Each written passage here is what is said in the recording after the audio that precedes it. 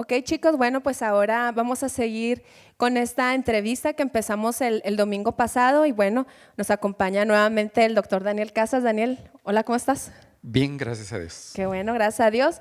Y bueno, pues el domingo pasado Daniel nos dio una explicación acerca de lo que era el coronavirus. Si ustedes es la primera vez que están viendo, chicos, el programa, pues pueden ir al programa del domingo anterior y pueden tener un poquito más de información acerca de eso.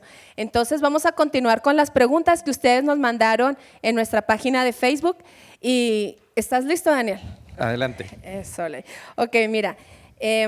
Sara Ortiz nos dice que cómo descubrieron el coronavirus. Bueno, realmente empezaron a encontrar algunos pacientes que se estuvieron enfermando de algunas neumonías complicadas, diferentes y que no correspondían a los cuadros habituales de neumonía. Entonces empezaron a investigar y se dieron cuenta, siempre que tenemos un paciente con un proceso infeccioso, tratamos de investigar cuál es el germen que lo está provocando y ahí se dieron cuenta que eran gérmenes que no eran habituales y fue que empezaron a estudiar este germen nuevo y se dieron cuenta que era algo no habitual y le pusieron ese nombre. Ah, ok, perfecto. Mira, y Benjamín Armendáriz nos está diciendo de qué tamaño es. Híjole, Benjamín, nos pones en un predicamento, pero es de un tamaño tan pequeño que a los ojos del ser humano no se pueden ver, tiene que ser esto visto a través de microscopio. Ok, y bueno, ya está feo, nos está diciendo Mateo Armendáriz.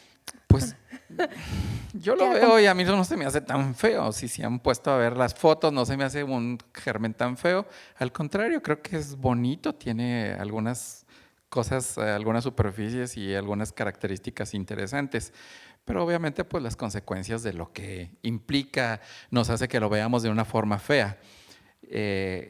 Al fin del cuento, creo que toda criatura que Dios creó, la creó con un propósito y bueno, creo que es algo que nos debe de beneficiar y debemos de aprender de él. Creo que es algo que no tenemos que tenerle miedo, sino al contrario, aprender a conocerlo y aprender sobre todo a confiar en Dios, en que las cosas pues son por determinada forma y como dice su palabra, tenemos que aprender de las cosas malas, aprender a reconocer lo que Dios quiere hablar en nuestras vidas.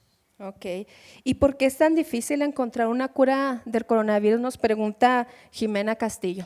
Mira, Jimena, todo germen nuevo que se encuentra sobre la superficie terráquea, obviamente primero tenemos que aprender a conocerlo y en el conocimiento pues nos vamos dando cuenta cuál es su forma de actuar, cómo invade el organismo, cómo entra, cómo enferma. Y obviamente pues no es muy sencillo primero conocerlo y luego segundo aprender a conocer las formas en que se le puede detener. Entonces realmente es complicado porque requiere muchas cuestiones de seguridad. No se pone un medicamento simple y sencillamente porque sí. Primero se estudia el germen y luego el medicamento se le pone in vitro, es decir, en el laboratorio se enfrenta el medicamento con el germen, vemos si le hace efecto o no le hace efecto y luego se estudia en un ser vivo para ver si el medicamento no le hace algún efecto al organismo del ser vivo. Y son cuestiones de seguridad de tal forma que requiere un proceso largo para que ese medicamento no le vaya a eliminar el germen y no nos vaya a eliminar también a nosotros, ¿verdad? Ah, ok, perfecto. Y mira, las preguntas tanto de Mar Mendaris como de Joel Castillo son muy parecidas. Dice, ¿hasta cuándo podemos salir de mi casa? Dice, ¿y hasta cuándo puedo salir al parque? ¿Hasta cuándo, doctor? Yo creo que esa pregunta al momento no tiene respuesta. Dicen los expertos que es factible que toda esta situación se controle más o menos alrededor de julio o agosto, o a lo mejor sea algo como la influenza, que es algo que no que llegó y no se ha ido. Simple y sencillamente lo que ocurre es que emigra del hemisferio norte al hemisferio sur según la etapa estacional. Pero yo creo que al fin del cuento lo que tenemos que aprender es lo que veíamos la semana pasada, cómo se comporta el coronavirus. Entonces decíamos que es un germen que es pesado, que cae fácilmente, que no viaja a través del aire a distancias largas. Por lo tanto, pues pueden salir al patio de su casa. Si no es un patio compartido y lo usan solamente ustedes, pueden salir sin ningún problema. Tenemos que aprender a vivir ahora de otra forma y esto es algo que llegó para quedarse. El que ahora tengamos que cuidar de estarnos lavando las manos continuamente, eso es algo que definitivamente no se nos va a ir. Pero yo creo que la ansiedad a veces de ir al parque o de salir, cuándo se va a acabar, pues creo que es algo que no nos debe preocupar. Lo que nos debe preocupar es que estemos bien y que nuestras familias estén bien. Y el tiempo de esparcimiento, aprender a hacerlo ahora, tenerlo de una forma diferente. Hay que aprender a empezar a hacer ejercicio con lo que tengan en la casa, inventarse cosas adentro de la casa, en el patio de su casa, porque ahorita definitivamente no es seguro ir al parque, no es seguro salir de la casa. Por lo tanto, es importante pues ir aprendiendo a habituarnos a las cosas que ahora tenemos. Elisa López nos pregunta que cómo ayudan los doctores a quienes tienen coronavirus. Bueno, eso es bien importante.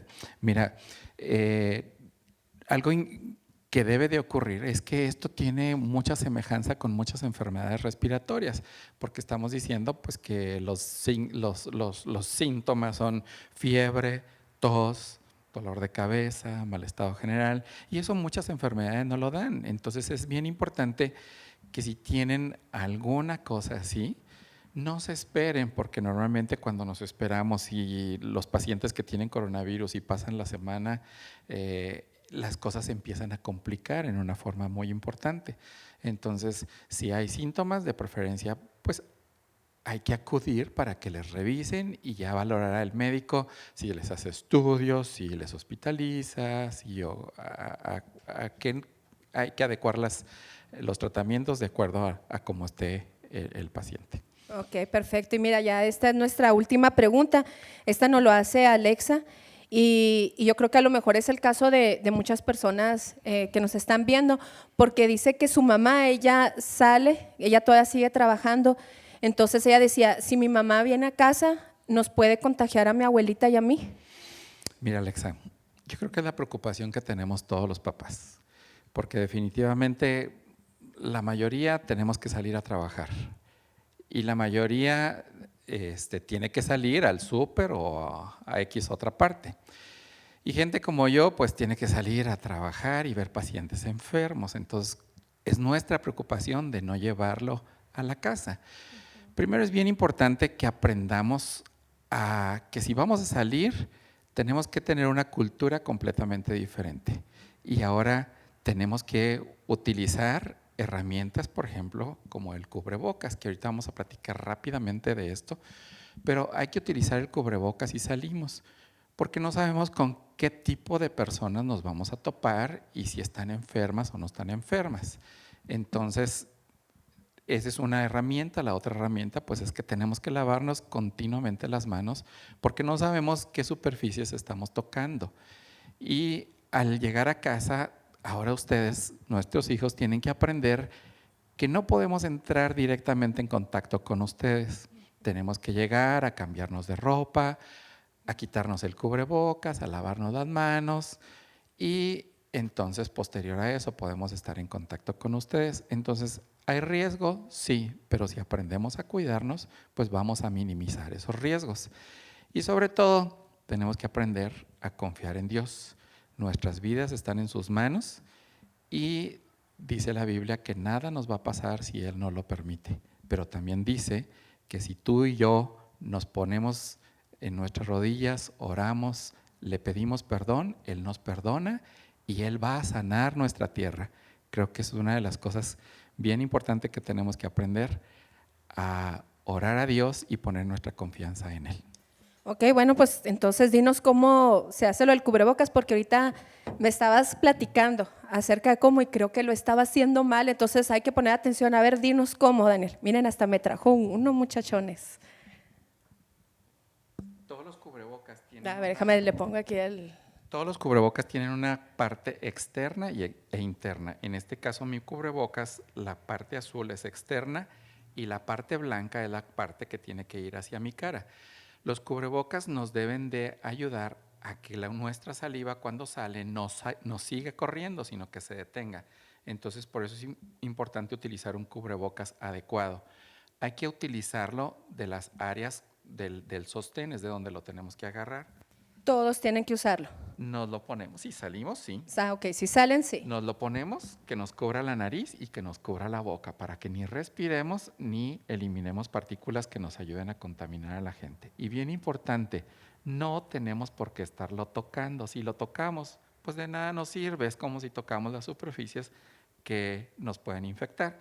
Y a la hora de quitárnoslo, hay que agarrarlo de las superficies que nos están sosteniendo y eliminarlo, bien importante, en un lugar cerrado. Es decir, no es una bolsa que se tiene que quedar abierta, es una bolsa que debe de cerrarse, ¿sí? Y al igual que nuestra ropa, si la ponemos en una bolsa cerrada. Y bien importante, a nuestra ropa no hay que tenerle tanto miedo. Decíamos que el jabón es el que nos va a ayudar a que eliminemos ese virus y entonces esa ropa se va a lavar con jabón. Por eso es importante que ya no usemos ropa que no se pueda lavar.